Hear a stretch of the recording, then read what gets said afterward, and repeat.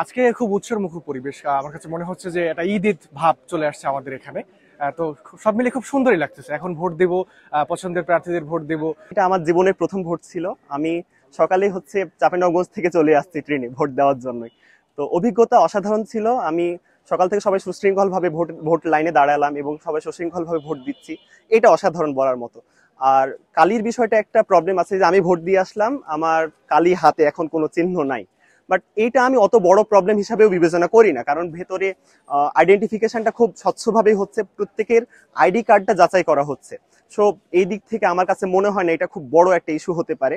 আলহামদুলিল্লাহ সবকিছুই ঠিকঠাক হয়েছে, ভোট স্বচ্ছভাবে দিয়েছি। আমি আমার পছন্দের প্রার্থীদের ভোট দিয়েছি। তাদের কাছে যে প্রত্যাশাগুলা, তাদের যে ইশতেহারগুলা, আমি চাইবো বাস্তবায়ন যেন পরিপূর্ণভাবে করা হয়। তাহলে হয়তো আমরা পরবর্তীতে আবার এই ধারাবাহিকতা রক্ষা রাখবো।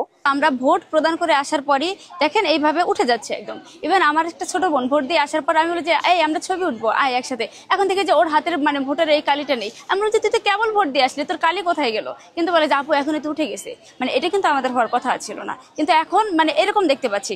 আরেকটা বিষয় যেটা না বললে নয়, সেটা হচ্ছে যে ভোট দিতে এসে দেখি যে এটা হচ্ছে আমাদের বলা ছিল যে স্বচ্ছ কাগজ ব্যবহার করতে হবে ভোটাররা, যেহেতু 43টা ভোট দিতে হবে স্বচ্ছ কাগজ ব্যবহার করতে হবে। কিন্তু তারা দেখছে লিফলেট নিয়ে আসছে। লিফলেট তো আনা এলাও না, মানে পার্সোনাল লিফলেট নিয়ে ভোট দিতে আসছে। আচরণ বিধিতে যেটা ছিল যে ভোটাররা ভোট দিতে আসবে স্বচ্ছ কাগজ নিয়ে আসবে, কোনো লেখালেখির কোনো পেপার আনা যাবে না, কিন্তু তারা হচ্ছে সরাসরি লিফলেট নিয়ে আসছে, লিফলেটের অপর পাশে লিখে নিয়ে আসছে। এটা এখন তো আমরা এখানে তো ভোটাররা ভোট দিতে আসছে, এখন তো কাউকে অ্যাপ্রোচ করা যাবে না। লিফলেটের পিছনে ওরা রাফ করে নিয়ে গেছিল, তো এটা কয়েকজন সাপোর্ট করতেছে, কয়েকজন করতেছে না। নির্দেশনা দেওয়া ছিল আপনার